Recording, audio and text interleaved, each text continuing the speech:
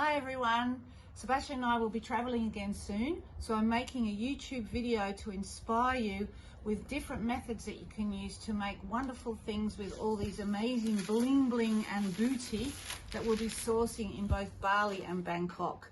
Some of you tuned in last year and got lots of wonderful booty, so there'll be another opportunity this year coming up soon.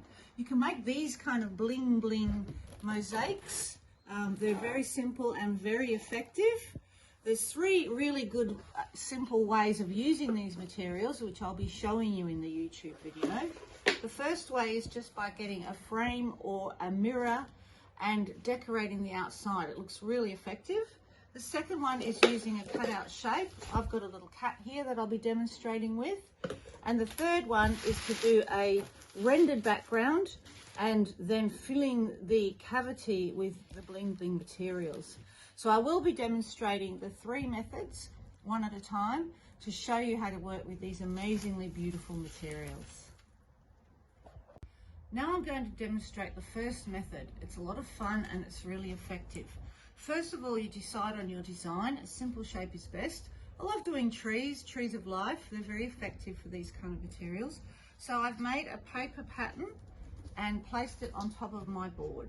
You can use any type of board, preferably a cement base or even just a canvas is good. I would probably steer away from wood.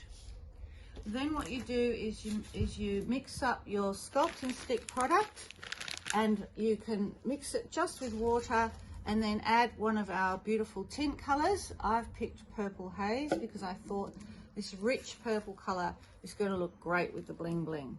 But there's many colors to choose from. There is another YouTube tutorial about making the rendered coat with lots of ideas there, so please watch that one as well. So I've got it mixed up and I place my pattern. I don't even need to stick it down, but I just need to hold it steady with one hand and then apply the render. The sculpt and stick will actually help the pattern to stay in place. So it's very, very quick and easy. You can just blob it on. Look at that beautiful color. I love it. So it's up to you whether you do a thick coat or a thin membrane. It's up to you. I'm going to do sort of about maybe ½ centimetre thick. Oops, just be careful that doesn't happen. Make sure that you put the render coat over the edge of the pattern. Just hold it in place because it is sculpt and stick, so it's quite sticky and it does a good job of that. It's very nice to work with, very easy. Now your next decision to make is whether or not you want a rough coat, a rough effect like that, or if you want a smoother look. I'm going to go for a smoother look. So to do that, I'm just going to leave it as it is at the moment. Then what I'm going to do is very carefully, I'm going to peel up my paper pattern and whip it off. And just take it off as quick as possible. And I have got that lovely cavity there. I can touch it up if I need to. I'm just going to touch up that edge there. And because I want the smooth look, what I'm going to do is take this piece of plastic and lay it over the entire board. To make sure you've got a piece of plastic ready that's the size of the board. I'm going to gently smooth that down like that. And I'm going to leave it overnight, and I will show you tomorrow what the effect is and what it looks like, and we will continue this method tomorrow. So this has been sitting overnight, and all I'm going to do is peel off the plastic, and you'll see what a beautiful effect that gives. It's sort of mostly smooth with these pitted effects. I really like this effect. What I'm going to do next is paint black the cavity, because I think it's nice to have a dark background behind the bling bling, because we are going to use a clear glue. We're going to use Prep multi-use adhesive, which is a fantastic glue. It sticks to just about any surface and it dries completely clear. It's very strong and very easy to work with. we do sell this on our website as well. So I'll finish painting this and then show you what to do next. This is a second idea for using our Bali and Bangkok booty. Just a simple mirror or photo frame with a flat surface. You don't really need to prep it because, again, the multi-use adhesive is a fantastic adhesive that will stick to this surface. So you can use a timber frame or anything that you can pick up in an op shop. These are some of the Bling Bling materials that I've chosen. I love to do edging with hematite. Hematite is fantastic. Little, very straight little lines that really edge a piece very well. It comes in all sorts of wonderful colours and also shapes such as hearts and stars. So let's take a closer look.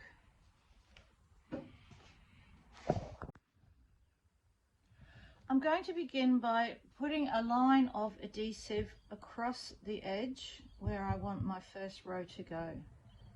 So it's quite easy to use straight out of the bottle. I'm going to do my lines in silver for this frame. You can choose any of the other colours that you fancy.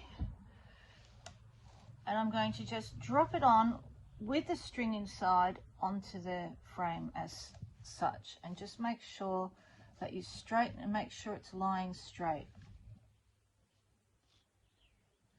Then I'm going to leave that like that to dry before I remove the string. So that will take a couple of hours before I can go and do anything else with that particular one. In the meantime, I can do the inside edges and the other outside edges. I am going to leave everything on the strings at this stage.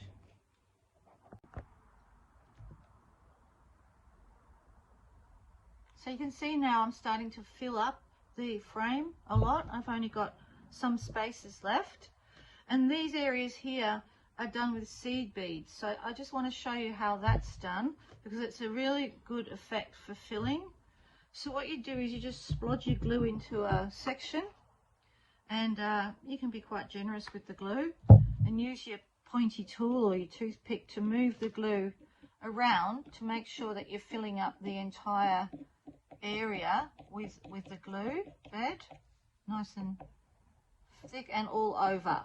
So don't leave any gaps because the little seed beads need to stick to the whole space, otherwise there'll be a little gap. So once you've got your glue laid down like that, you can get your little seed beads. I like to sprinkle just some in the palm of my hand, and then just sprinkle it on like you're putting hundreds and thousands on top of a cake or something. It doesn't matter if they double up, just sprinkle it in as best as you can.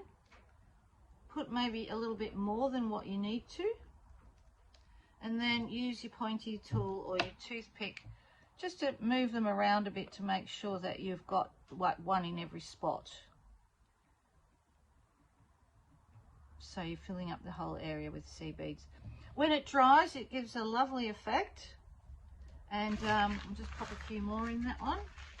And also when it dries, you can see whether or not you need to put a little bit more glue here and there and sprinkle in a few more. It's hard to tell while it's still wet because you don't really know if everyone is stuck properly or not, or if there's a bit of a gap. So you can see there, you can still see the black between it, which looks quite nice. And so that's how you fill an area with seed beads, which I'll continue to do now on the other side. So I'm just putting the finishing touches to this frame now, sprinkling in the last sections of the seed beads. When the glue's dry and goes transparent, I'll be able to show you the finished product. So this is one of the ideas for using your Bling Bling. The other two ideas I will be doing on location in Bali. And the next bit of this video will be over in our beautiful tropical Bali. So here we are in Bali. This is the north of Bali, a place called Avina, and this gorgeous little hotel here. This is my first location for doing this Bling Bling artwork. So as you remember, I prepared this board back at home. And when we were in Seminyak for the first couple of days, I just did a quick shop in one of the bead suppliers and picked up these materials. These are my tools. You don't need a lot. I just Grabbed a couple of toothpicks and one of these, and we brought with us this tiny little Swiss Army knife with scissors. I packed my Prep multi-use adhesive into a small container because I didn't want to travel with the big bottle. I thought it would be a bit of a waste to bring it all. And so I'm ready to get started. I'm going to start off by showing you these little beads. They are synthetic, they're not genuine crystal or metal, but they're really good. I've used these before and I had trouble finding them last time I was in Bali, but I've found them again this time. They're really great for line work, and if you look really close, you'll see some of them even sort of have a little bit of an angle on them. So that's great for like sweeping around the corners, because I'm going to lay them in lines. They come in little packets like this, and there are other colours. So I'm going to work with the gold. So I'm going to start by doing one of the edges, and I'll start by, just like the other work on the mirror, laying my multi-use adhesive in a line like that. And I can use my toothpick just to spread that glue a little bit more evenly.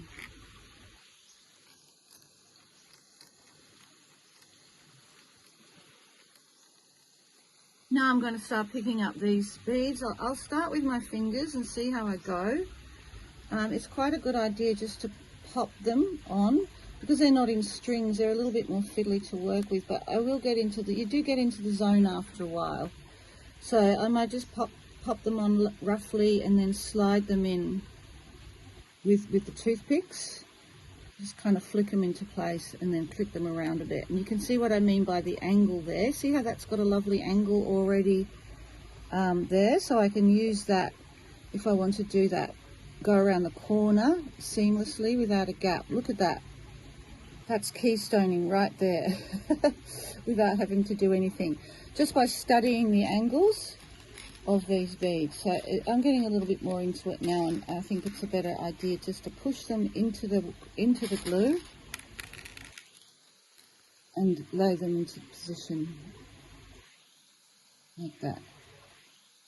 And so I will continue in this fashion. I'll go down both sides of the tree trunk, maybe do a couple of rows on each side, and then see what happens.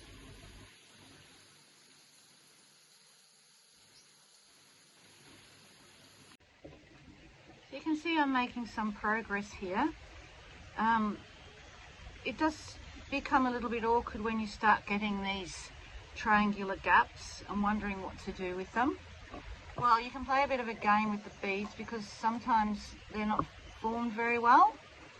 So like these ones here, this one's a bit broken, so that might be perfect to save.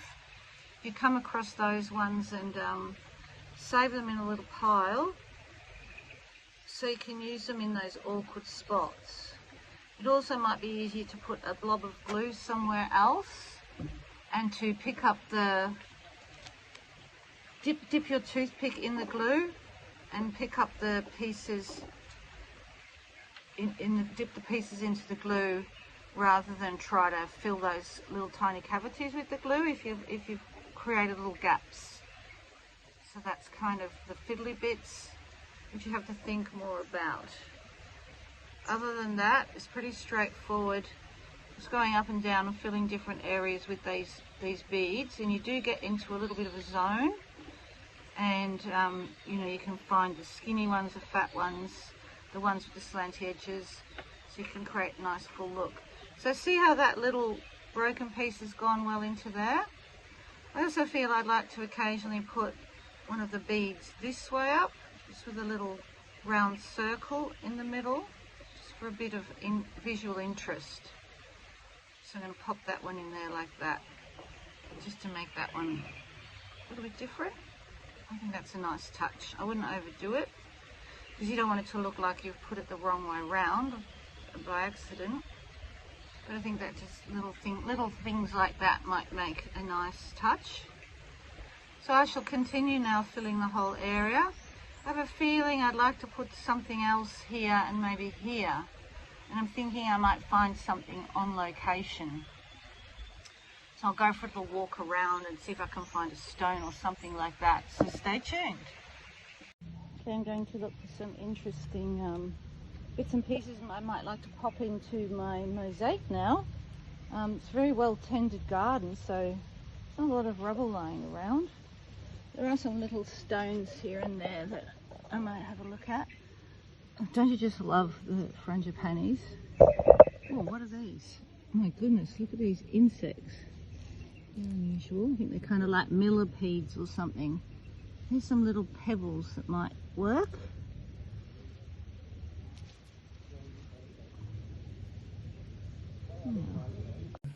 So let's have a look now and see what my little finds look like in here, whether they're going to work. Just play around with it when you're traveling. Find little objects and, you know, see what you think. It's kind of fun to incorporate something on location.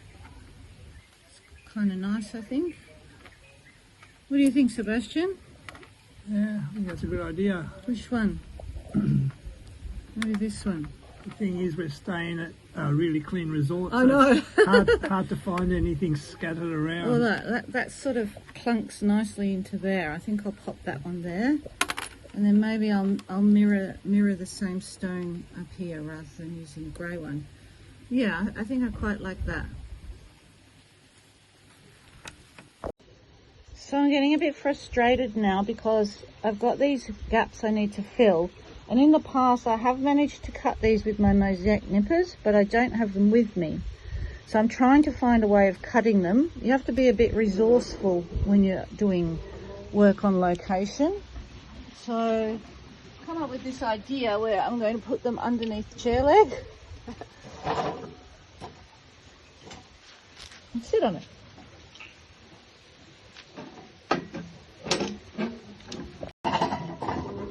Let's see what I've got. Yeah, I've got a few broken pieces there. Might work. Bit rough. Just the broken bit. Squishing it in.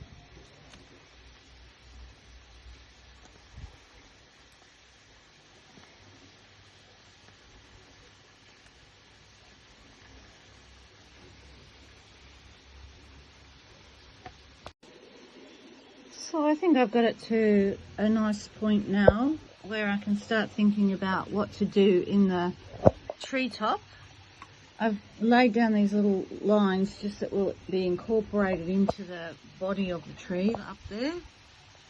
So let's see what progresses. Okay, so I've had a bit of a swim in a lovely pool, ready to tackle the top part of the tree. So I'll lay out the materials that I've selected. I did purchase these materials at the shop with this project in mind. If you're doing it and you haven't already selected materials, this is when you would throw your materials around, see what you've got in your stash, and see how you can sort of make them all come together. So the good rule of thumb is to have sort of focal points, and for them I've chosen these large leaves.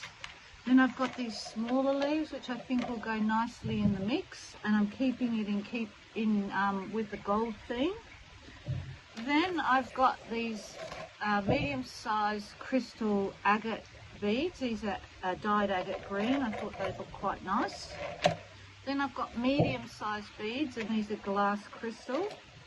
And then I got myself a packet of mixed green seed beads, which are great for filling in the gaps. So you go with small, medium and large mix, and kind of like see how it all fits together. So what we'll do is we'll start with the large leaves first, and I want to get some sort of plan, a little bit of a rough plan going as to where these are going, because I've only got a limited number. And I'll make a little bit of an arrangement, whether I'll have them coming out of the edges, perhaps fairly evenly spaced, and thinking about the direction that I'm laying them. So they're all going to be going in kind of that direction. I'll remove any of these other little beads that I was working with before as I go, which just leaves those sort of branchy bits, which I will be building around, and they'll just be peeping out through the foliage. Just doing that sort of thing until I feel I've got enough of the large ones.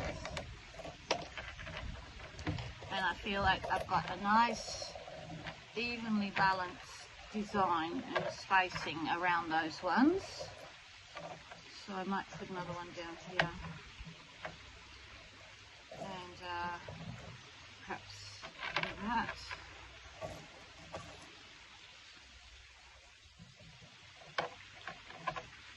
There.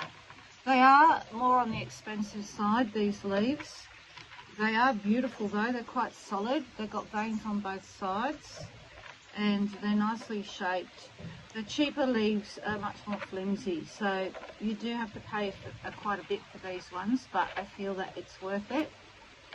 So what I'll do is glue these on now, and then I'll also start just popping in the smaller ones around. And filling in a little bit to get some sort of like balance with the small and the large. So I'll carry on now with my gluing and see how it comes together. I'm going to cut the strings now of these agates, and I'm going to use this cup because I don't want them to go all over the place. My tiny little pair of Swiss Army scissors. Again, being resourceful with what's on hand. I'm going to use these and glue them onto that loop that's at the bottom of each of the big leaves, because I think that'll be a nice place, and it's kind of like representative in my mind. It's like a berry. Oh, this one I've got to stick down. By the way, I'm not putting loads of glue on this. I'm just gluing along the bit that touches the board, which is pretty much the vein. That's saving a lot of glue doing it that way. So I'm going along putting a little blob at the end of each one of those large leaves.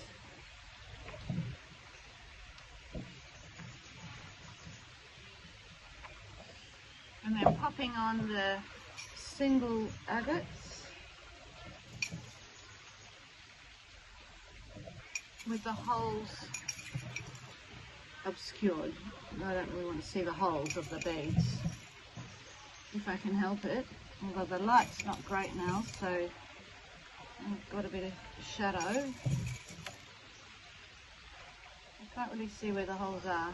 I think I'm putting them the right way around.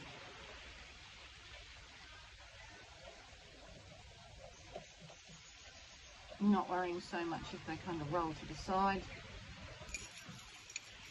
I think they look good, don't they? Maybe they're like apples. Maybe I need to find a snake and put it in the tree, so it's like in the Garden of Eden. That could be cool. I'll have to look for some sort of snake to put in there. And I'll just keep going like that. Decided I'd like to have a lot more of the small leaves in it, so what I'm doing is just putting a bit of glue where I feel they should go, which makes it a little bit quicker rather than placing the leaves and then gluing them. I'm just putting a dab of glue. Again, the small leaves are a little pricey because they have the same material and the same design as the large ones, but they are, you know, really gorgeous. These ones have got plain on the back and patterned on the front. They don't actually have a hole in them because most of these are for beading, so I'm not sure what their purpose is, because it is a beading shop where I bought these, but anyway, they're perfect for mosaics because they are quite flat and interesting, beautiful textural elements for this kind of work.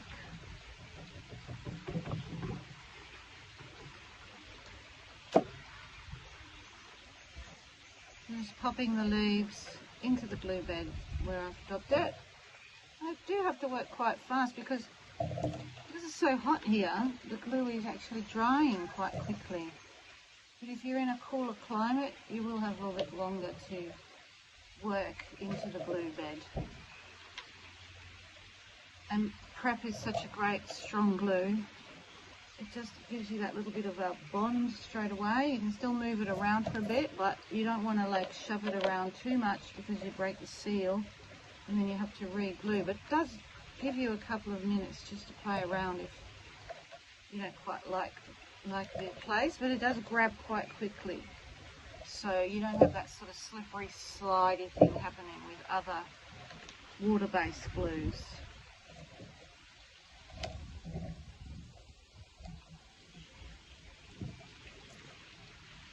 I'm also going to keep going with my agates. So again, I will put blobs of glue where I'd like the agate to go this time, so I can get a nice even spacing.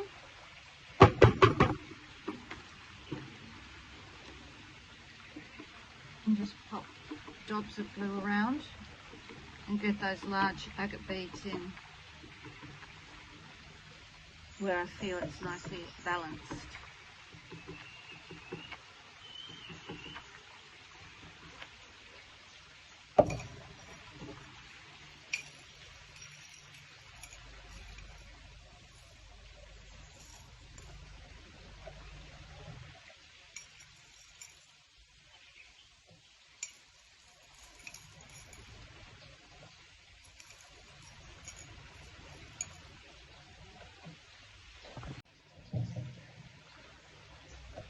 That's used up one packet of small leaves and nearly the whole packet of the large ones. Now I'm going to move on to the medium and small beads. I've used up all the agate beads, the larger size, and so what I'm going to do now is actually decided to combine these glass crystal beads and the seed beads into the cup together, because I think it will be better as a blend. So cutting the strings of the crystals.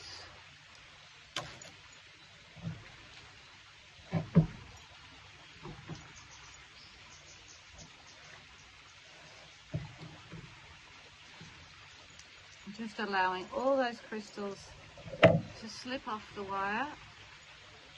I can do a 3 at once. Slide them off the fishing wire like this.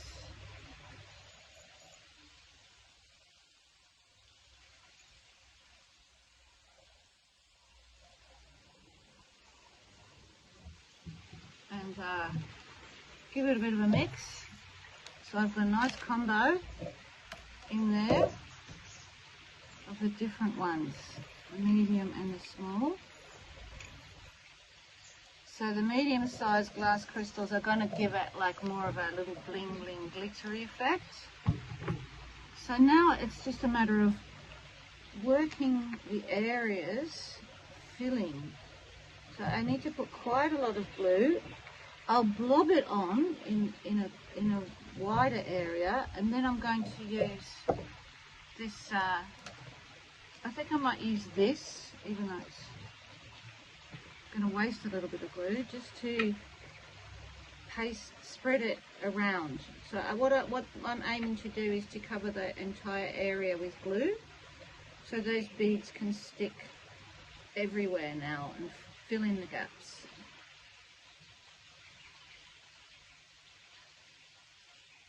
So I can work quite quickly. I can cover a lot of surface area in one go, because it is just a matter of sprinkling the beads on. I'm covering as much as I feel is the right amount with the drying time, and then just getting my fingers into the pot like this, gathering up a little collection and sprinkling them in like this. This is an interesting mix of beads that I bought. It's got a couple of other little colours in there.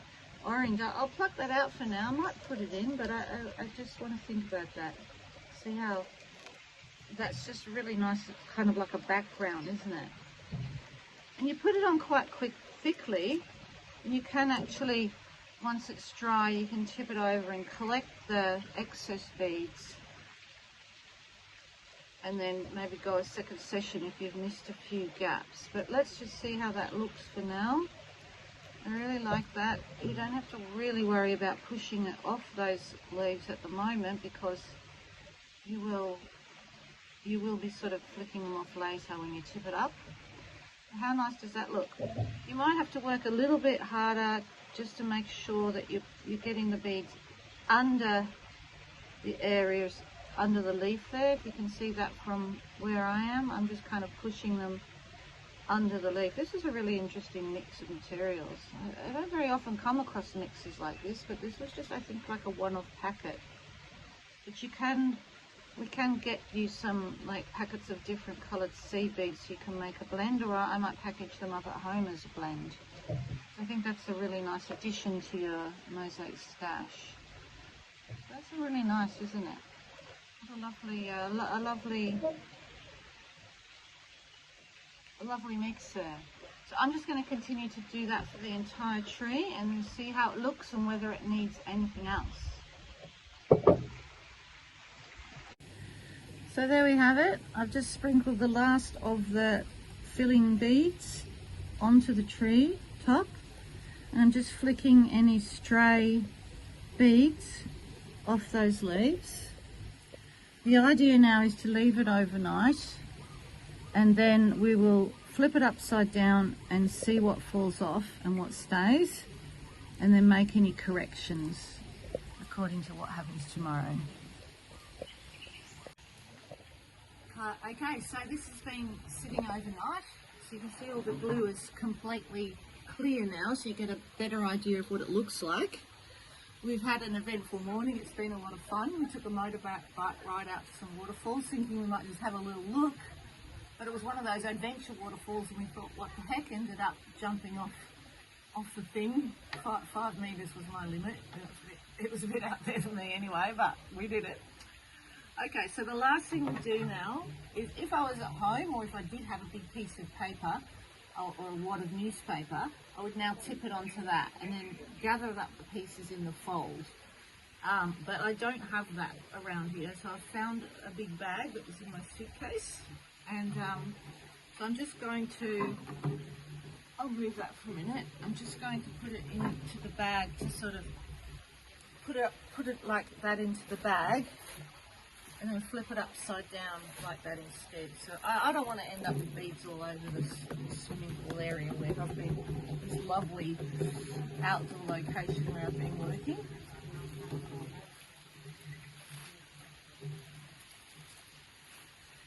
So now it's come away, all the bits are in the bag that came off.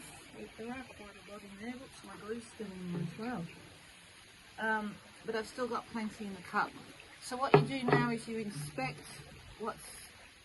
the area up closely. Do you want to come in, cameraman?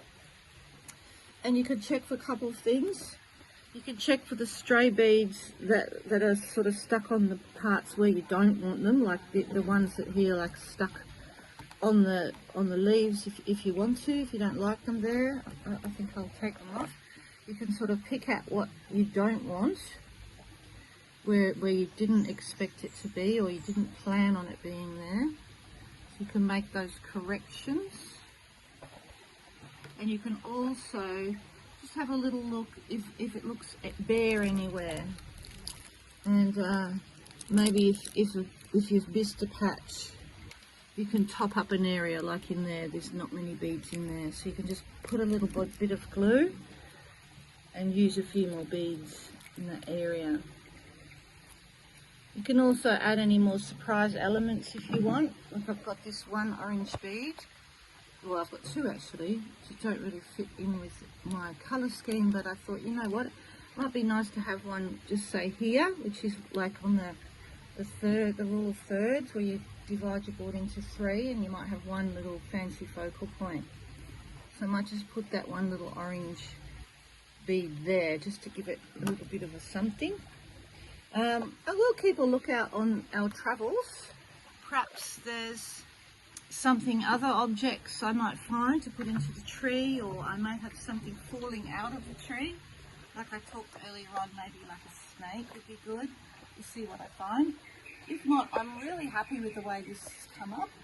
I really love the background, the rendered background using a sculpting stick and purple haze tint colour. I think that really complements the colours of the tree, and I like the effect of laying the plastic flat that's come up with this background, so I'm very happy with that.